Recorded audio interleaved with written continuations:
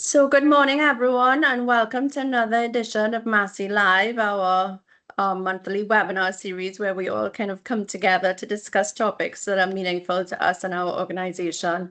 And today, in celebration of International Women's Day, we're truly excited to host an engaging conversation, Massy Women for Massy Women, and an amazing panel that we have collated here from across Massy. And thank you for so many of you that have joined so early to really engage in this conversation. And we're going to keep it really casual, and we really want you to participate, put your questions in the chat, and we'll get to the questions as the session progresses. So today we have Nadia McCarthy, Senior Vice President, People and Culture, Massy Limited Trinidad, Kelly Powers, Supervisor, Front Store, Massy Stores Barbados, Natalia Gomez, Corporate Lawyer, Massy Energy Colombia, Rhonda Wilson, HR Manager, Massy Gas Products Guyana. So please join me in welcoming them. This year's theme for International Women's Day is Rights, Justice, Action for All Women and Girls. It focuses on dismantling discriminatory laws, ensuring legal protection, and advancing gender equity. We're really fortunate in Massy that 48% of our population are women. And so that gives us a really unique space in which we can engage and discuss our topics this morning and to kick off. So as usual, please let us know in the chat where you're joining in from, what territory, what company you're joining us from, and we'd love to kick off. So I think that if our panel can, let's turn on cameras if possible. And so that we can all see. Perfect. Thank you very much. So I would like to kick off with just asking each of you. Natalia, maybe you can start. So what pivotal movement has shaped your journey? Can you let us know a little bit about how you got to the place where you are now? Well, it has been a long journey. I have been with this company for more than 20 years. I started when I was a child, I can see. I think it has been a really wonderful experience for me. I have been a really challenging moments, not only from my professional life, but also from my personal life. In this company, I got married, I got my children, and it has been a really good time for me because I can have the opportunity to balance my professional and my personal life. So this is one of the and I can say that all the support from the Massy team has been a really key issue for me in this journey. Thank you so much. Nadia, would you like to tell us a little bit about your journey, and then we'll go to each panelist? Sure. Good morning, everyone. Just great to see close to 120 of you on this call. So really excited to be here today. So thanks, Katrina and team, for having me. In terms of my career journey, so like Natalia, I started when I was 5.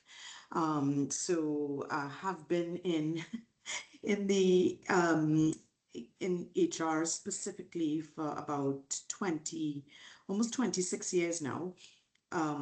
So thinking about it, I started when I was 1.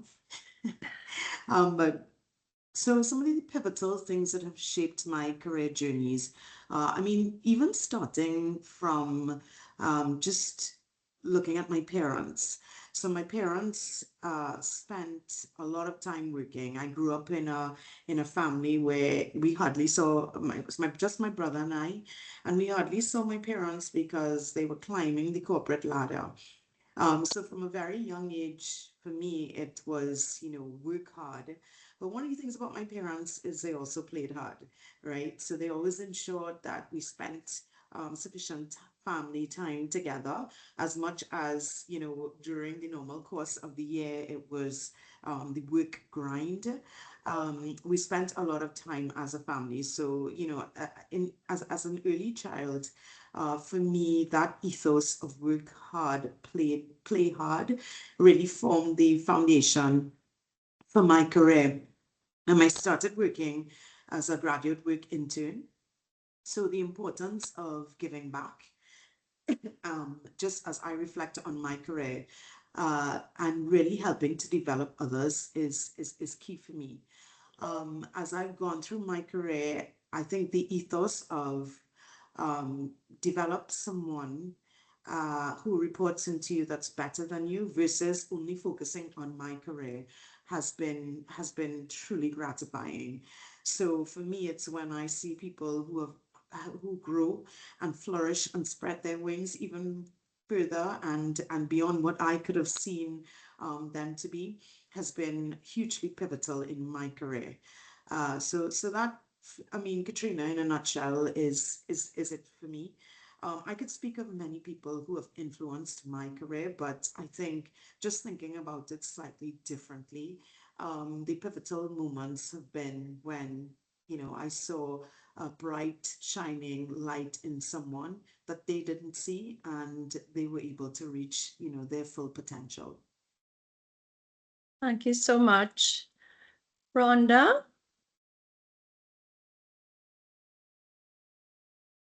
Good morning, colleagues. I want to start from where Nadia left off.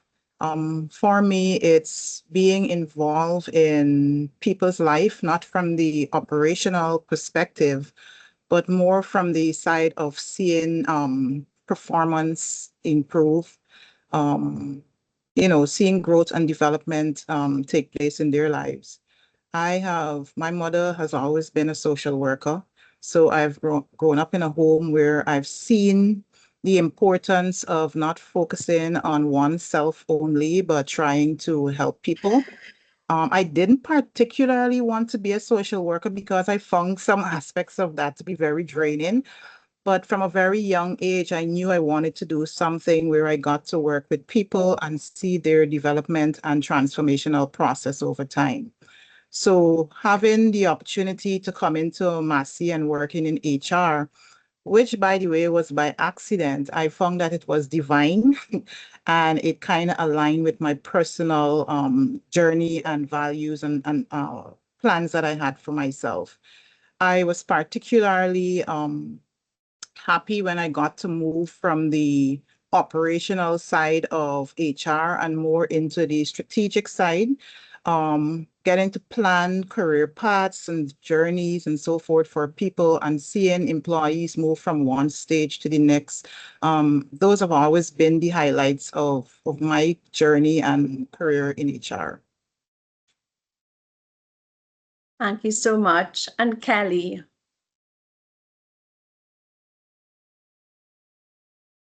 Good morning, everyone. I would say my pivotal moment that shaped my career was totally unexpected. I was working in the retail industry for about 6 years, getting comfortable, fostering those relationships, and netting part of the organizational family, as everybody knows. And whether I was promoted any further was not really important at that point in time. I had already been promoted like 4 times in 6 years. But I had this young progressive manager, Sharon, and she had her two mature sidekicks. And they would always encourage me to push further. They always made me seem capable and were listening. They wanted me to listen, but I wasn't really listening. So Sharon kind of pulled the comfort rub from under me. She was like, I'm going to submit your name for a buying position at another location. So honestly, I was like leaving. I was so comfortable there. I didn't see myself barely really going any further, even though it would have been a higher compensation and the opportunity for growth was there. So I did so reluctantly though. And after my first interview, I was told I was going to be on the short list. And then I also found out that there was another position in management that was being interviewed for at the same location. So imagine my surprise when I came back to the second interview and I was told they were merging the two positions together and selecting me to do both. Of course, I accepted. Honestly, I was excited, scared, everything rolled up together. The new position tested me, and I never saw myself as a leader. I guess people saw that in me. I honestly wanted to know what were they seeing that I'm not seeing. But I can say that I'm a humanist. I love people. I love all their diversities, challenges, and I want to see them succeed. So I do.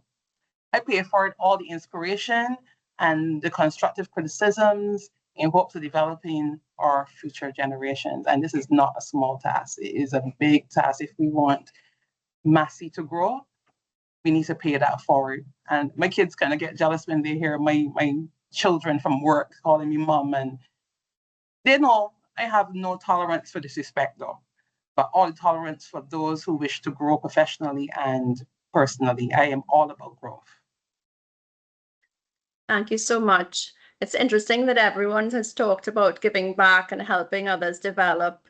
And, Nadia, with 48% of our population being women in Massy, what is it about Massy culture that we all have this in common, that there are opportunities? What would your advice be to, new employees coming into Massy and opportunities for development? Hey, Katrina, thanks for that. I'm guessing that you're speaking about new employees that are women, right? Yes. So my advice would be, and this is really taken from my learnings. Typically as women, we don't feel confident all the time, as we just coming into an organization or even, even at the top of the house, at kind of all levels, we don't feel confident to speak up all the time. And my reflection is that that's because of our own kind of inadequacies, or many times, like I tell my girls, I have twin girls, they're 20. And I always tell them, you're in your head. We want to hear what you think. No, but I didn't feel confident to say it then, is what they usually say. So my advice is your voice matters, right? As new people come into the organization, the world is evolving. It's evolving in terms of how we relate to employees. I was recently in a distribution strategy session, and we were even talking about, how young people consume alcohol. Like apparently our generation, we didn't really like our livers that much. But the young folks, they don't drink as much as we do. They think differently to the way in which we think. And so more and more importantly, it's critical that at each stage in the organization, we as leaders, and I believe we're all female and women leaders, we listen to kind of those who are coming into the organization with a fresh eye, with a fresh thought. But if, upon coming in, you feel, oh, I'm too junior in this organization, I don't feel like I can share my views, then, I think we're leaving some really great opportunities on the table. And you as a young leader coming into the organization, you're robbing the company of an opportunity to just listen and hear a different view. So my advice to any new, young, amazing, as they all are, person and female or woman coming into an organization is your voice matters. Speak up. We want to hear what you have to say. Now, there are ways in which to speak up, right? That doesn't mean that we need to be aggressive or we need to be destructive in the feedback that we give, but feedback is a gift, right? So, while I would encourage speak up, I guess to Kelly's point, I would never encourage disrespectful speak up, but certainly find ways to engage people with your voice. Thank you so much. Natalia, in Colombia, just leading off of what Nadia has just talked about, what advice would you give young women coming into the organization?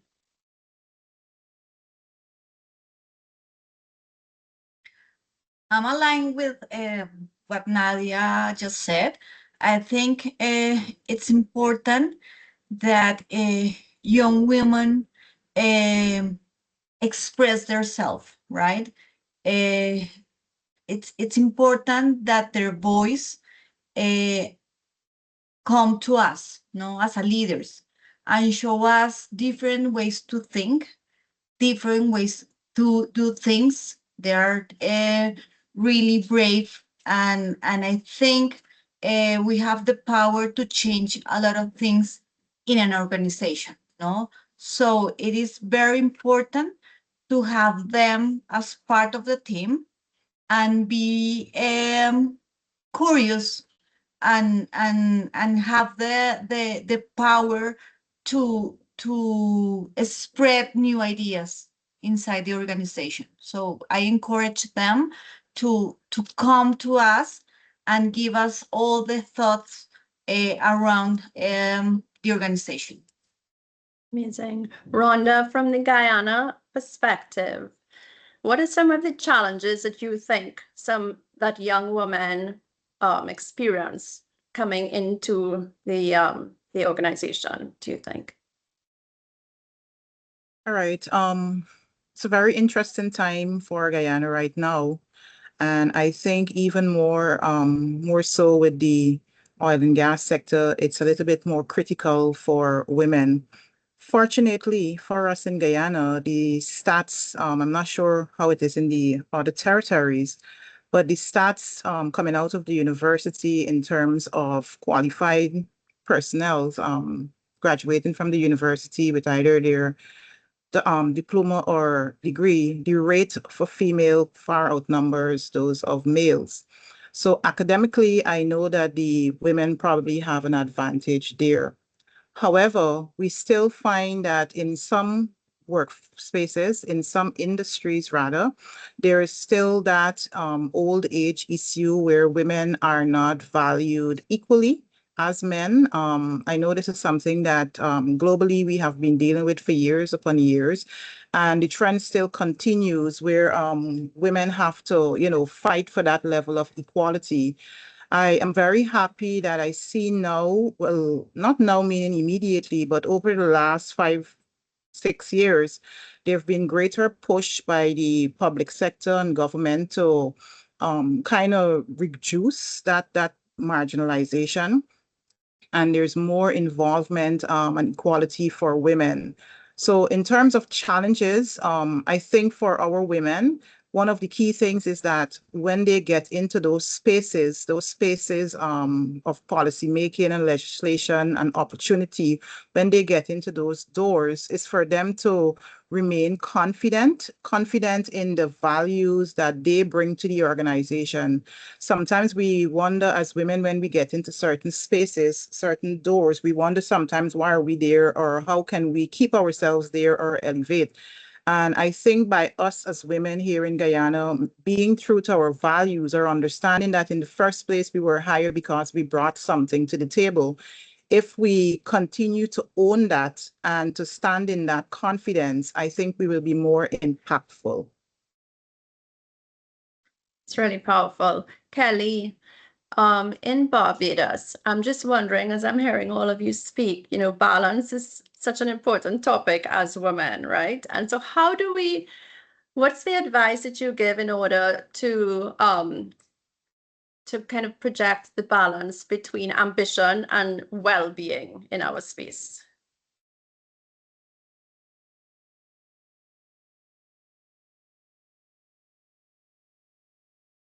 Honest, it's the whole idea that we have about sacrificing. We need to stop saying the word sacrifice. It's not a sacrifice, it's what you want. So we need to prioritize our personal health. Believe you me, I was doing it wrong for so many years. I was filled with question, remember? Trying to fill a questionnaire for my Pulse app. And it made me painfully aware that the changes were needed and fast. It didn't happen overnight though. It was like a constant commitment to myself, constant engagement.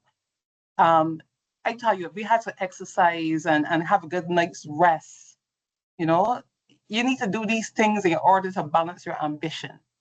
It may seem, a little, what does exercise have to do? What does a good night's rest have to do with your ambition? But you would see that when you are ambitious, it taxes your body. It tends to weigh on you. So you need to make sure that you are your best self. You need to make sure you delegate. And don't be scared of delegation and stop micromanaging. Just make sure that the small tasks that someone who is competent can handle those. A good friend always told me, inspect what you expect and avoid burnout, reserve your energy. And if you align your career and personal goals, believe me, that is a winning combination in any time. So I think that that is kind of a complicated, complex topic for many of us as women, right? So I was just wondering, to any of you on this panel, what do you do to try and balance your well-being and your ambition? Maybe I could jump in. So firsthand, some of the tips and tricks that I have. So recently, kind of over the last 6 months, I kind of had a reflection on, back to the concept of work hard, play hard. And when I say play hard, that's kind of not partying like a rock star only. And when I mean play hard, I also mean, with your health, with your well-being, with your time with your family, and just kind of you time. So as hard as we play is as hard as I play is as hard as I work, and vice versa. So what does that mean for me? That means literally having a performance contract with myself around my health and my well-being, and factoring that into the way I work. So I recently asked my team, I said, listen, can I just ask for no meetings before 8:30 on 2 days? And that really just gives me the opportunity to go to the gym. I mean, I would just love the opportunity to get in shape, be a little more fit, have kind of more balance. And the team was very supportive. It's actually, so I've now factored some of the play hard, which is my health and going to the gym, into my overall schedule. Similarly, with relationships, time spent with the family, book those into your time, book those into your calendar and stick to them. Create a performance contract where you spend sufficient family time. If you don't do that, and I mean, it probably seems overly structured and a bit calendar nerdy, if you wish. But actually, if you don't do that, then work will, especially in my role, work will take over that space. So really book it into your calendar and don't feel guilty about it. If you're working hard, then never feel guilty to play hard as well. And like I said, I define play as you time with your family, time, just looking after yourself. I think it's important as women, and this probably leads to, I don't know, maybe another question, but I'll make the point here, as women, that we show up strong every day. When you look at our male counterparts, they show up strong. You don't see through them as like you see women, right? So it's important that you show up strong. So know what makes you show up strong. And if it is that, this is just not a good day for you to show up, then say that, such that when you do show up, you show up strong, right? Know yourself enough to say, actually, I need balance. I need to be my best me at work. I need to be my best self at home. So how do I find that creative balance? Thank you. Natalia? Yeah, I think quality time is a powerful sentence now. When I'm trying to put all my best when I'm with my family, when I at work, no. So it is important also in that work as a team. You are not alone. And part of what just Nola was saying is the delegation is really powerful for that, no. So when you try to work with a team, your force, and you can put all the best on that. So the results are going to be simpler than if you are working alone, no? So, and that works not only in at work, but also in your family ties works really good. So I think it's to have all the best and put all your focus when you are in a position or in a task, and try to focus on that, and try to work as a team as well. Great. Rhonda? Yeah, I agree with what the lady said before. I believe it's very important for us to set clear boundaries between our work and personal time. I believe that we need to be intentional about separating these two times specifically. I've worked with a CEO right in Massy before, who kind of stressed the importance of separating that time. Sometimes we feel being in the office and being in the office way past the close of business day makes us very productive or very dedicated, and we're seen as being committed. But while we do that, our families suffer, our own mental health spaces are compromised because, we're overloaded in that regard. So I'm a firm believer that we need to segregate the two. I'm not saying that I'm not a person who you cannot call on weekend for information, but I kind of make it clear to people that unless it's an emergency, let's do it on Monday, or let's do it between Monday to Friday, because I need to regroup. And I'm very purposeful and intentional about that. So I believe protecting time for our families is important. I believe setting aside time for work is also important, and we need to get a healthy balance between that. Balancing is not something that we achieve perfectly every day, but it's something that we should strive towards doing. And we should be intentional about it, because if we show up for work not being well or well enough, then we will mess it up at work, and we will likewise mess it up at home. So we need to be intentional about the separation of the two times. This is my personal time and this is my work time. Yes, there may be times and cases when it will interlap, and we can make special provisions for those, but it shouldn't be a normal trend. I know that you have each prepped questions for each other, but I just received a question, and I wanted to put it to you all as my final question to you. And then we'll take questions. Please, if you have any questions, please send them in the chat. So the question that came in is, what are the opportunities where we can do better to serve the women of our organization? Are there opportunities that you all are seeing in your spaces where we can do better or improve?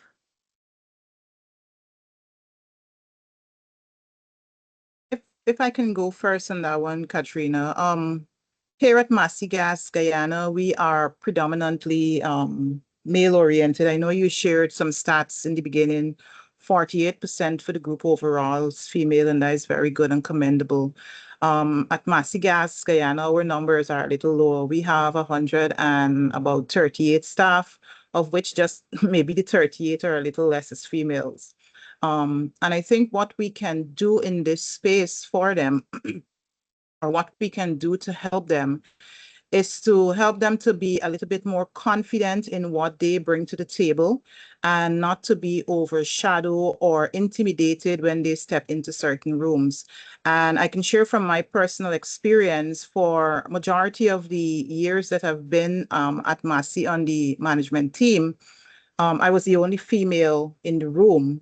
And sometimes that can be intimidating. Sometimes it can make you question yourself or doubt yourself. You feel like, and then not just being the only female in the room, but you're not the technical one. And our company is, engineering in nature. So you have the finance guys and the engineering, and you come in with your admin self. So sometimes you feel like what you have to say may not matter and cannot break barriers, or would not be seen as being significant. But I think by just being invited to the room, we need to kind of convince our women that being invited to the room is important. It means that somebody feels that you have an opinion that is worthy of a ear space, right? I remember in the early stew, when I had HR issues to report, the way in which I reported was not making sense. So I feel we need to allow our females space and time to develop so that they understand how to report the things that are important to them in a way that is important to the other. And I'll share a quick example before I end. I complained a lot about employees being late, because that's one of our metrics. We measure timekeeping. But it was only until I shared it with the team and was able to show the impact on production time, the impact on the bottom line in terms of dollars and cents, that the team was like, oh, you know what? We need to change this. We need to do something about it. So it's not that what we have to say is not important. We just need to learn to communicate it in the way that it will make sense in the space that we're communicated to. So communicating it in. So I feel empowering and training and teaching the women in the various spaces to be confident and to be relevant would make a tremendous impact. It's beautiful, just kind of owning the value of what we as women bring to the space. Katrina, I would like to compliment what just Rondo says. I think women's perspective are very important and help to create balance in industries as us, where men are in the majority of the positions, which is very important to achieve that balance in a company. So it's very, and I would like to also encourage in this chat that all of us have the opportunity to express themselves, and the ideas are really really important for us, because we can, as I mentioned before, we can create that balance in our companies. And I'd just like to add to that. So Katrina, the question was, is there anything that we can do? And I think as women, we understand that sometimes it can be intimidating to, to be a new in an organization or be the only female around a table. And so if we know that, I would, my advice or my suggestion is that we encourage leaders. So sometimes the quiet voice that can the most quiet voice can have the biggest impact when you do get them to speak up. So sometimes calling out the quiet voice in the room, um, I think we could do better at that. We sometimes think so much of, we're trying to think through ourselves. How could we not be, intimidated by this? But actually, there's someone else who's more intimidated than you are. And so if we know how it feels, and you are in you know um in some kind of forum where there's a young voice, male or female, but mostly in, as women, I challenge you to call out that voice, and I promise you that it'll probably be the most impactful voice in the room. So that's kind of one thing that I challenge this group to do. And then the other challenge and thing I think that we can do better is sometimes women are our own worst enemies. Right, I say this all the time, and and it's really with a bit of trepidation that, oh no, I'm going to have this whole team like um ejecting Nadia from this call. But the fact of the matter is that we as women don't sanctify each other, we don't recognize each other, and I think maybe it's because we're so focused on our own insecurities that we forget to really encourage and sanctify each other. So if it's one thing that I think that we could do better, is exactly that. It's recognizing the strength of another woman or other women, and it's really coaching and taking the time to mentor, mentor upward as well as mentor downward. Don't assume that because someone's in a more senior role that they're not going through something. We're all humans, but really taking the time to recognize each other. I know my team does that with me. Sometimes they're very encouraging. They're like, no, Nadia, that's, you're in your head with that. You can do this. So I just want to recognize my team for that, but really encourage each and every one of you to, find a young voice, a young woman out there, or even an older or more experienced person out there, and really recognize them and sanctify them. Thank you so much, Kelly. Ladies, you have just covered about everything I want to say, but I'm going to add this.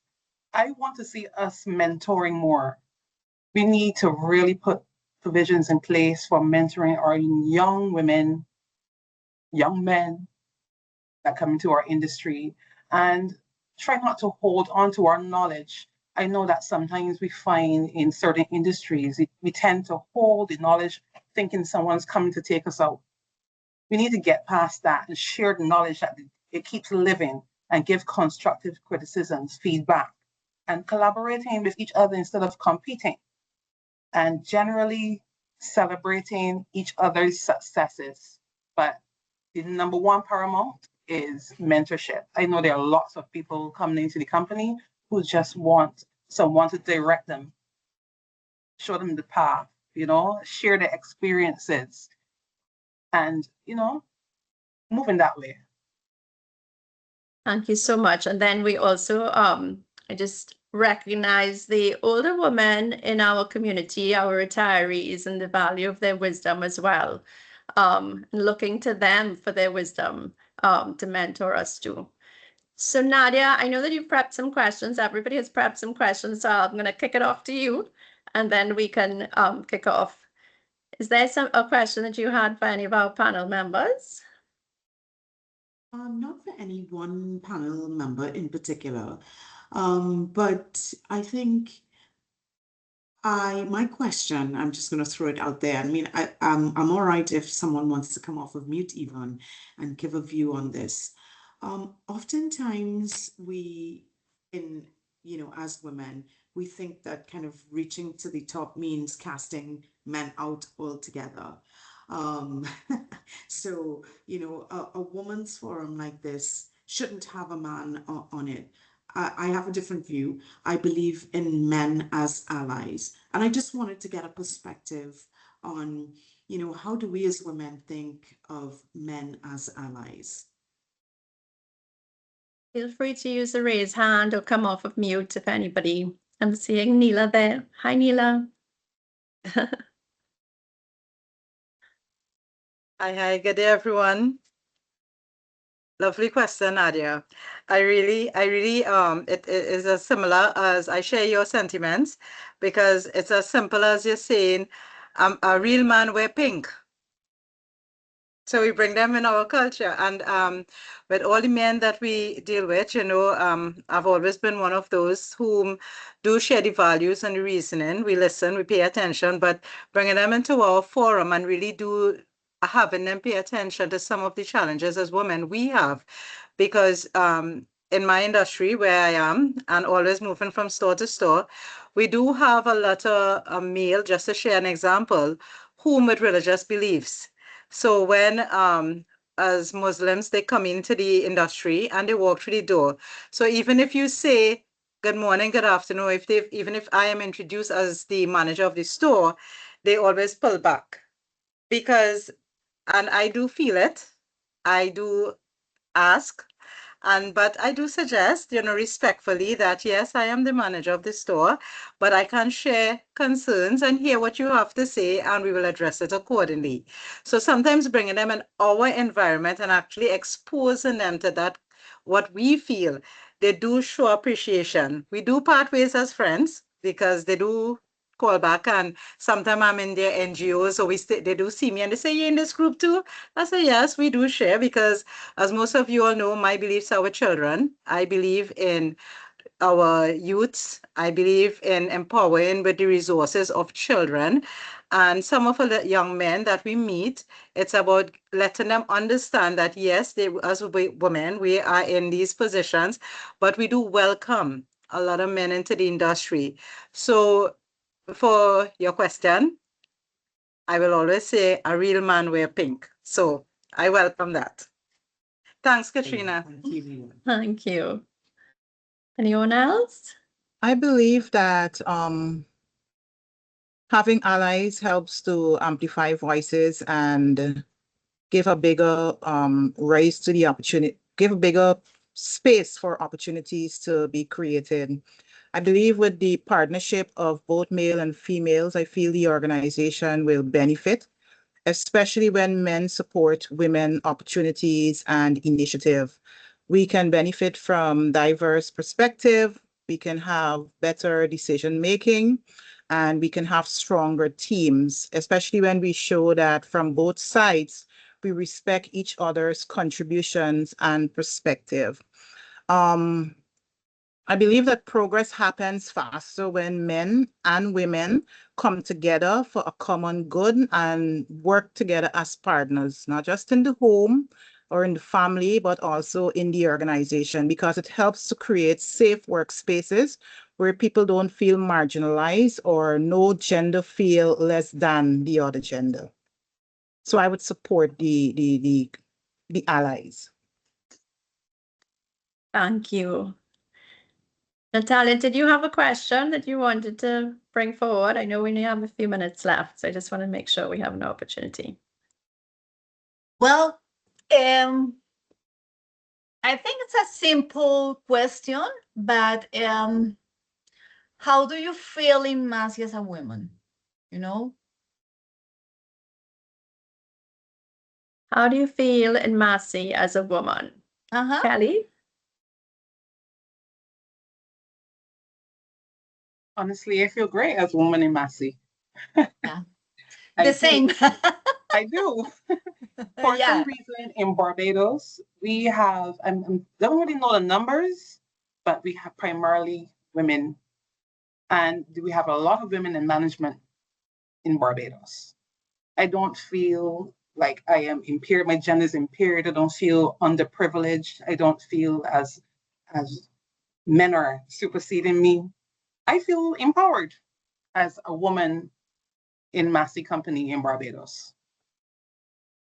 I love that question. And maybe if y'all can put in the chat, yes, and we recognize the difference. Obviously, we're seeing it here live, right? The difference in the portfolios and the gender makeup of the portfolios. How do you feel as a woman in Massy? If you can use the chat and respond to that question, that would be great. And then Rhonda, would you like to pose a question before we sign off? I was just interested in Kelly's response for this question.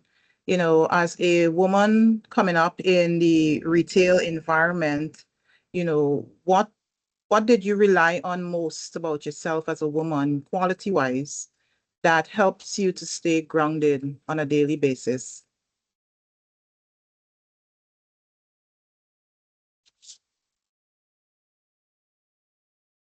My faith. That is the first thing that helps me to keep grounded. You have to have it. You will be tested. And at some points in time, people may say, you are emotional because you're a woman. And I want you to know, being emotional is by no way a weakness. It allows us to see things differently, and there's a need for it. But faith is one thing that keeps us grounded, and I'm going to hold on to that. Fabulous. Well, I just want to thank everyone. I know that we have just that 1 minute left, but I want to thank everyone for this forum. I hope that we can get together as women in Massy and continue these conversations and build a mentorship program. Carolina, did you have I saw you raised your hand. No? No, I just want to thanks for this space. And I think that perhaps maybe moving forward, we can all get together. We don't need to wait for International Women's Day once a year to get together and have a chat. So Nadia, I don't know how you feel about it, but maybe perhaps more often we can have this forum so that we can all discuss topics meaningful to us. Absolutely, Katrina. And I think that, I mean, I agree with you 100%. We don't need to wait on International Women's Day. That's one. There's an opportunity for us to coach and mentor each other and to form a network beyond International Women's Day. Back to your question of what we could be doing differently. And I think the other thing is there's also an opportunity at different stages in our careers. We're hit by different things that we all can connect with. And while men are certainly our allies, and we look forward to more and more men being part of this conversation, there are some elements, whether it be, you just had a child, or you're going through perimenopause, or any stage in the career, or how do I balance SEA and being a full-time working mom, or whatever exams your children are going through, or like myself, I'm an empty nester now, so how do you kind of manage that space? So there's so many topics that we could be leveraging on each other. And I certainly would love the opportunity, I relish the opportunity to keep this group connected. So just want to thank you all for taking the time to discuss with us, to give views. I'd like to leave you with your voice matters. And it's important that you balance your full you to be your best you. So I encourage each and every one of you to reflect on that. Trav, I think you're one of the only male allies that we have. So I'm asking if you could encourage your male allies to be part of your counterparts, to be, we do invite them and embrace them in this conversation. Thank you very much. And yes, I see we have a few men who have joined the conversation, and really appreciate that. Thank you very much. So just wishing everyone a lovely day, a great weekend, and hopefully we'll get together again soon. So look out for further communications. Thank you. Thank you, Katrina. Bye. Thank you. Bye. Thank you, ladies. Have a great day. Bye. Bye, Bye. everyone. Bye.